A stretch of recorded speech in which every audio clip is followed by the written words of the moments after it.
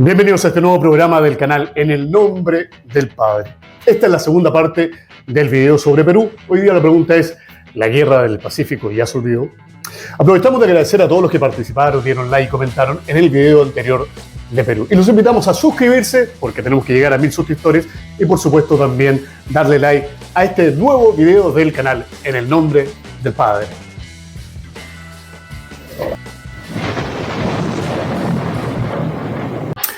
Bueno, y para empezar este video hablemos a grosso modo de la Guerra del Pacífico. El año 1874, Chile y Bolivia firmaron un tratado limítrofe y que también establecía que Bolivia durante 25 años no le podía cobrar impuestos a las empresas salitreras chilenas que operaban en su territorio.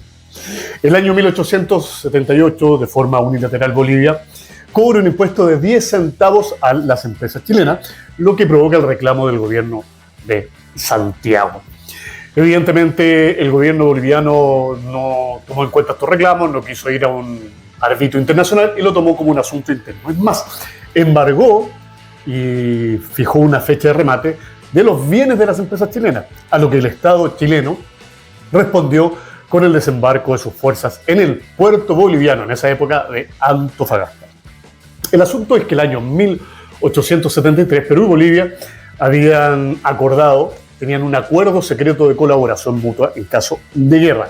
Y evidentemente Bolivia le pidió a Perú que interviniera. Chile, al conocer de este acuerdo que era secreto evidentemente, le pidió a Perú que se pronunciara, lo que el gobierno del país del norte no hizo, y evidentemente Chile también le declaró la guerra a Perú. Bueno, hoy en día, según muchos historiadores, ninguno de los países estaba realmente preparado para una guerra. Bolivia llegó a reclutar aproximadamente un 1% de su población masculina y Chile y Perú 2% respectivamente. Bueno, cuando todo Perú a la guerra, evidentemente se trató de llegar a obtener la supremacía naval. Y ahí en muchos combates hay algunos historiadores que dicen que en realidad Chile tenía más poder militar en el mar que Perú, otros dicen que estaban equiparados, etc.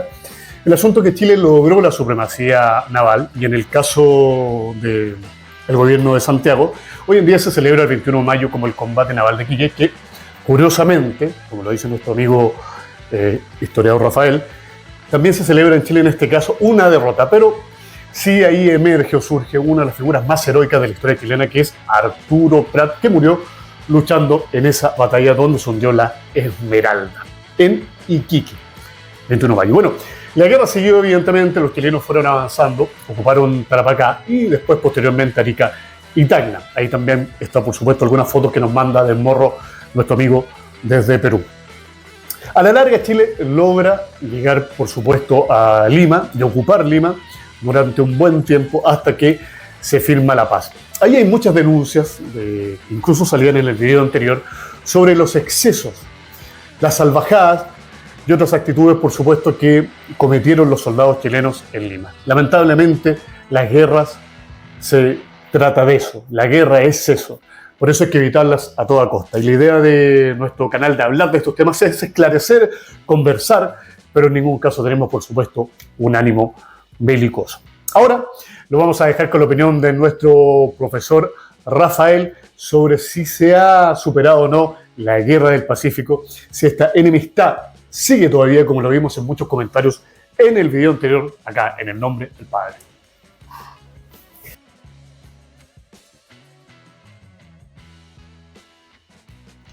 La guerra con Chile representó cosas seguramente distintas, tanto para la sociedad peruana, chilena o boliviana, ¿no? Porque cada uno lo vivió de ángulos distintos.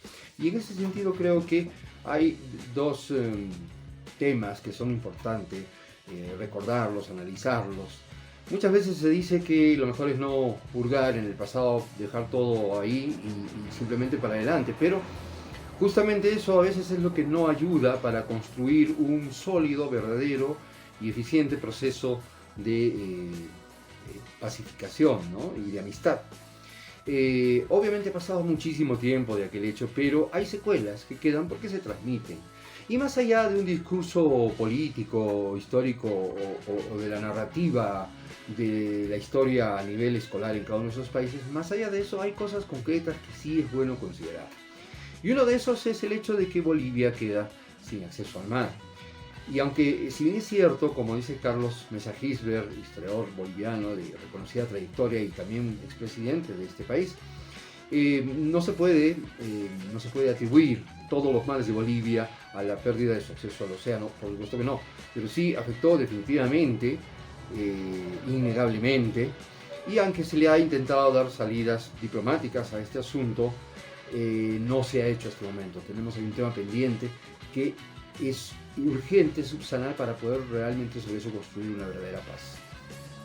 Entonces, estas acciones quedaron registradas en la memoria, más allá del discurso educativo, más allá del discurso oficial, narrativo, escolar, que se pueda tener. Yo creo que esto dejó una huella directa en las personas, que fue transmitida no necesariamente solo por la educación, sino también por la tradición. Y obviamente esto generó pues un trauma, llamémosle así, a nivel social, en el imaginario colectivo. Entonces esa presencia durante esos años de ocupación fue tremenda, fue terrible, a lo mejor más que la guerra misma. Entonces, a la manera como se procede cuando se plantea un trabajo de una comisión de la verdad y la reconciliación, que hemos tenido ejemplos en Chile, en Argentina, aquí en el Perú también por la violencia senderista, el sendero luminoso. Bueno, yo creo que es recomendable para que este proceso, como decíamos, sea realmente perdurable, es que se haga no un mirar a otro lado, sino justamente estudiar estos procesos, estudiar estos hechos. Hubo, por ejemplo, saqueos, incendios en Chorrillos, uno muy conocido.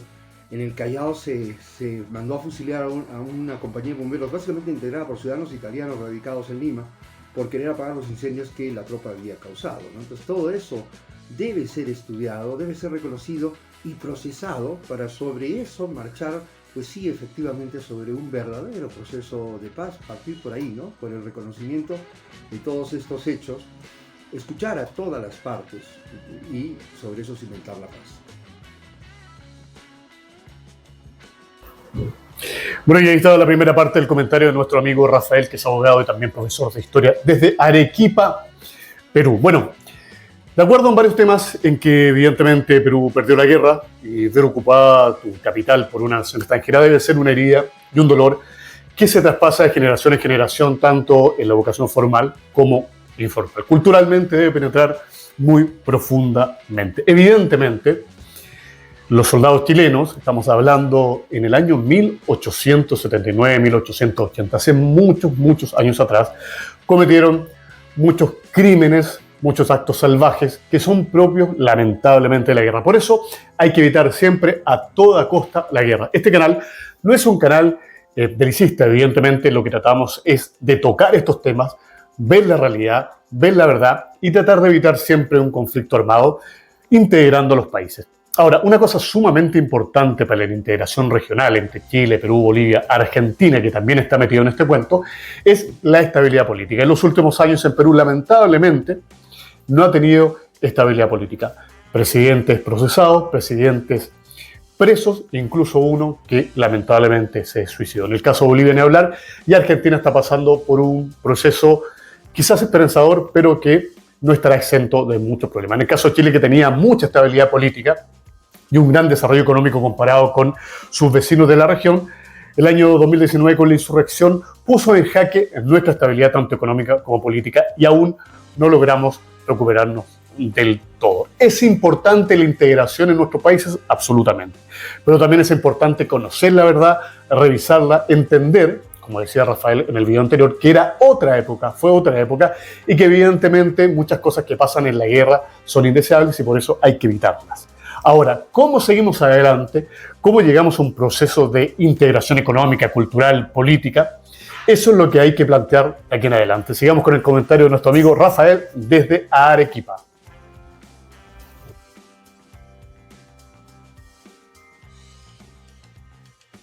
Otro aspecto que quería comentar es algunas cuestiones, más allá del tema bélico y de ideologías, ahora hablando ya un poco más sobre el tema de curiosidades quizás de la guerra, es el hecho que Chile fue uno de los pioneros a nivel mundial de lo que es el oficio del reportero de guerra. no de forma absoluta, porque sí había habido algo de esto, por ejemplo, en la guerra entre el norte y el sur en Estados Unidos, pero ya como un trabajo bastante claramente establecido. De tal manera que, por ejemplo, había un reportero de guerra que, sin ser un oficial, tenía prácticamente en los hechos, tenía la máxima graduación militar porque podía mandar encima de generales. Y esto se nota y se evidencia cuando, por ejemplo, podemos ver fotografías donde se ve que el fotógrafo le ha dicho: no, general, usted mirando para allá; no, capitán, no, usted haciendo tal acción. Porque eran fotos, digamos, sobre una escena armada que el fotógrafo, con clara visión propagandística, debía montar. Y para eso debía contar con oficiales que seguramente de otras personas no estaban en el ánimo de recibir órdenes, pero el fotógrafo tenía plena autoridad para ello, porque es más importante que, digamos, la presencia de las tropas chilenas o las victorias era cómo quedaban registradas y cómo esto servía como dentro de un aparato de propaganda que realmente fue muy eficiente. Un ejemplo de ello muy interesante es el que a continuación les haré comentar. Pues dentro del estudio de Renzo Babilonia, un historiador dedicado, fotógrafo también, dedicado a la investigación de los archivos fotográficos, sobre todo de esta etapa, reconoce pues justamente ese trabajo del reportero de guerra chileno y la importancia de su propaganda. Y también establece desde el otro lado que en el caso peruano no había pues propiamente ese trabajo, y las fotos tomadas, digamos, desde el lado peruano eran incidentales, de personas que casualmente encontraban por ahí y querían registrar estos hechos. Pero no, en el caso del lado chileno era una cosa, digamos, metódica, oficial, si se quiere. Y así, por ejemplo, tenemos una famosa foto sobre el Morro de Arica, luego ya de la victoria sobre el ejército peruano, naturalmente. Es una foto que parece ser pues inmediatamente tomada después de la victoria, pero en este caso no, es una foto bastante armada, ¿no? Se puede apreciar incluso que aparecen algunos, entre comillas, muertos, ¿no? Que en realidad no sé qué puedan ser, si soldados peruanos o chilenos con disfraz de soldado peruano, pero se encuentran todos mirando hacia el mismo lado, hacia la cámara. Es más, se puede ver a uno que está recostado levemente sobre su brazo, o sea, evidentemente está vivo, simplemente están posando. Los cañones equidistantes y simétricos. Los oficiales saludando y mirando la bandera, o sea, toda una puesta en escena dirigida por el fotógrafo, porque esto iba a ser un aparato de propaganda tremendo para esta significativa victoria chilena. De tal suerte que se ve a las claras pues que es una foto armada, pero muy efectiva en cuanto a su poder propagandístico. Y es así que tenemos la bandera chilena en esta foto. Se ve que no es natural, ha sido sobrepuesta en la imagen, probablemente con una bandera mucho más grande. Los pliegues no son naturales y por ahí que se deduce que es una sobreposición.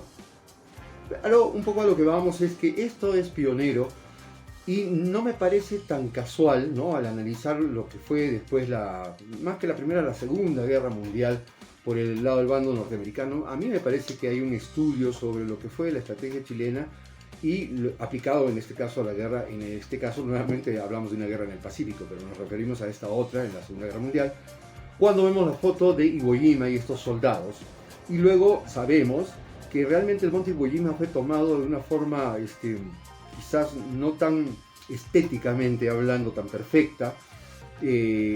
Lograron colocar su bandera sobre el monte Iwo Jima, en este caso luchando contra los japoneses, pero el hecho no queda ahí, porque hubo una represalia japonesa y de estos soldados que primeramente pusieron la bandera tuvieron que salir corriendo prácticamente. Después, cuando ya se aseguró la zona, se vuelve a hacer una toma del monte con la puesta de la bandera, pero esta vez prácticamente actuada por un grupo de soldados, ¿no? Y la foto es mucho más estética, pero no corresponde realmente a la toma inicial del monte Iwo Jima, sino a un segundo momento. Luego ya he sabido que a partir de esta foto, que estéticamente es una belleza, estos soldados pues hicieron giras en territorio norteamericano, en distintas ciudades, para recolectar bonos, fondos en favor de la guerra para el ejército norteamericano. Entonces tuvo un efecto propagandístico tremendo.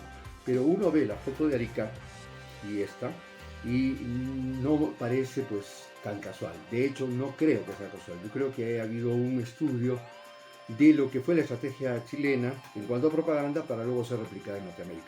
Y otra cosa que también es pionera, la Guerra del Pacífico entre Perú y Chile, es haber tenido el primer desembarco anfibio justamente sobre el primer punto del territorio peruano que es ocupado por Chile. En este caso es un desembarco a través de embarcaciones más pequeñas. Las embarcaciones grandes quedaron, digamos, mar adentro, y las más pequeñas acercaron a la tropa. Fue una cosa también, como en el día D, una cosa muy difícil de lograr, porque había defensores peruanos y bolivianos que numéricamente no eran muchos, pero estaban bien parapetados, así que Chile tuvo que bregar duro para lograr concretar esta toma del puerto de Pisagua, que era estratégico y que quedaba en Arica y que fue cabecera para la introducción de tropas que luego iban a actuar en ese espacio territorial. Finalmente, un saludo personal desde aquí, de Perú, específicamente de Arequipa, a nuestros amigos chilenos, con quienes tenemos una tarea pendiente: construir un proceso de paz. Pero hagámoslo conscientemente, hagámoslo progresivamente. Es un proceso. No simplemente volteemos la página, porque vuelven a aparecer los fantasmas del pasado, ¿no? Y es necesario mitigarlos, y es necesario construir un proceso, porque finalmente somos vecinos, y la historia y el destino seguramente nos han de obligar a trabajar juntos para sostener el desarrollo de nuestras naciones. Así que esa es una tarea pendiente que tenemos que cumplir, y estoy seguro que las buenas voluntades en el lado peruano, boliviano, chileno también, van a hacer que esto se pueda concretar, pero hay que hacerlo como corresponde, ¿no? Y a veces es bueno hurgar un poco en el pasado, curar las raíces para que la planta pueda crecer saludablemente.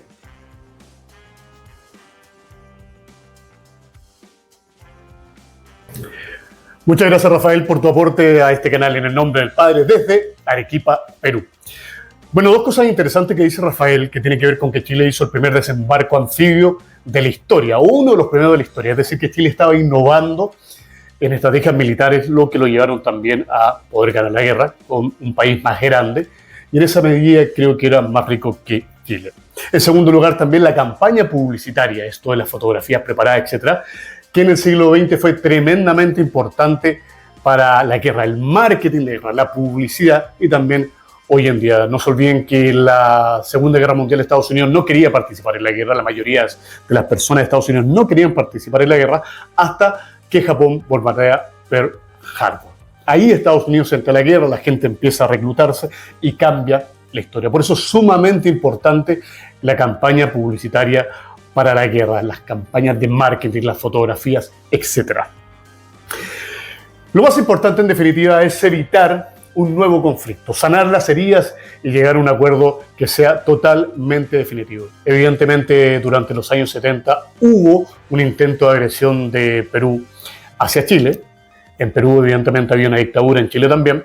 Y después viene el diferendo limítrofe, por supuesto, ante la Haya, hace algunos años. Es decir, cada cierto tiempo va surgiendo este ánimo de revisar las fronteras, de revanchismo, etc. Por la parte de Bolivia incluso está siempre, incluso más fuerte en los últimos años, cuando estuvo el presidente Evo Morales. ¿Cómo podemos arreglar esto? Porque Chile también tiene algunas diferencias limítrofes con Argentina. De hecho, durante la Guerra del Pacífico, Chile renunció a gran parte de la Patagonia. De hecho, muchos historiadores dicen que Chile no era realmente dueño de ese territorio, pero que estaba en disputa, pero que en ese momento, para evitar que Argentina también ingresara a esta Guerra del Pacífico, que hoy en día se conoce más como la Guerra del Salitre, se dio o le dijo a Argentina que en realidad ya no tenía interés en reclamar ese territorio, que es un gran territorio, la Patagonia Argentina, el día de hoy.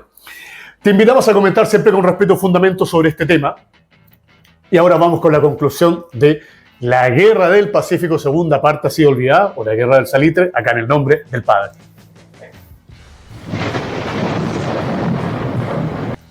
Bueno, vamos con la conclusión de este video, la segunda parte, pero en este caso sí está superada u olvidada la Guerra del Pacífico o la Guerra del Salitre.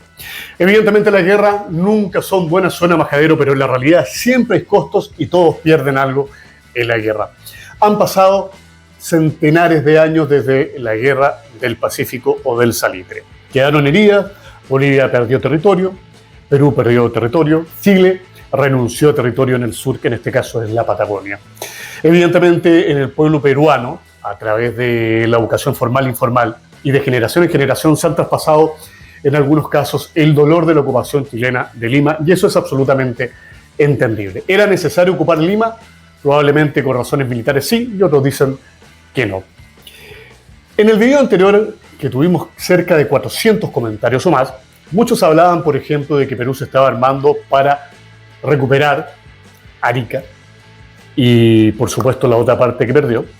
Algunos hablaban de que Chile debería devolver Arica, evidentemente, para solventar realmente un acuerdo de paz duradero, y que incluso si hicieran un plebiscito en Arica, la mayoría de la gente votaría a favor de volver a Perú, lo que realmente pongo en duda. Yo creo que cualquiera de estas medidas que después de 140 años aproximadamente de la guerra suenan extremas, no son suficientes y no son el camino. Evidentemente los países, Perú, Bolivia, Chile, Argentina, deben alcanzar una estabilidad política económica, que es un poco lo que ha pasado en Europa. Tienen estabilidad política económica y por ende pueden avanzar conjuntamente, en ese caso, por ejemplo, en la Unión Europea. Pero Sudamérica, Latinoamérica, tiene ese problema de inestabilidad política. Lo estamos viendo en el grave caso de Venezuela, lo estamos viendo en el lamentable caso de Ecuador, que ya vamos a hacer un programa, y por supuesto en Perú, Argentina, Chile y Bolivia y otros países más. Importante es obtener una estabilidad política económica para llegar realmente a una integración, cooperación, revisar los límites. Revisar el asunto límite después de 140 años suena poco real y poco tangible. Evidentemente, en la región hay países que tienen mayor desarrollo en cuanto a armamento y tecnología, y hay otros que se han quedado atrás. Por eso son importantes las instancias internacionales, como la Corte Internacional de Justicia, cuando son objetivas. Y ustedes dirán, ¿un órgano internacional puede ser objetivo? Es realmente difícil, pero eso es mejor que una guerra, que enfrentamiento entre países. Por ejemplo, Chile y Perú tienen un gran intercambio cultural y económico. Como dije anteriormente, y alguien lo refutó, la gastronomía peruana está tremendamente metido en nuestro país, en Chile, y yo soy testigo de eso. En el caso de Argentina tenemos un tremendo intercambio económico, con Bolivia un poco menos porque es una nación más pequeña, pero lo importante es mantener la paz y buscar alguna solución a largo plazo. Para terminar, evidentemente cuando nuestros países, o la mayoría de ellos, alcancen un cierto desarrollo económico y evidente también estabilidad política, se podrán buscar otras soluciones que no sean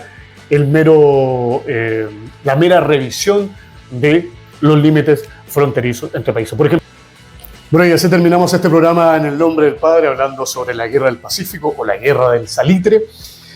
Estábamos contando que en realidad visitar o revisar los límites hoy en día, 140 años después, es poco realista. Entonces hay que buscar otro tipo de soluciones y primero encontrar la estabilidad política y económica de los países para poder lograr realmente una integración mirando ya al siglo XXI, incluso más adelante.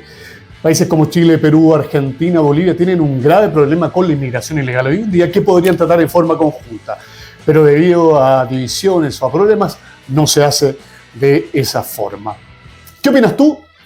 Déjalo en los comentarios siempre con respeto y fundamento, porque entre tu opinión y la nuestra todos aprendemos. Si quieres que tratemos un tema, que puede ser el de Ecuador, puede ser los 100 días de Milei en el gobierno de Argentina, o revisitar más historias entre Perú y Chile o cualquiera del mundo, escríbenos para poder saber qué es lo que te gusta en cuanto a política, religión, historia y mucho más. Le damos las gracias a todos los participantes y nos vemos en el próximo video de En el nombre del Padre. Será hasta la próxima.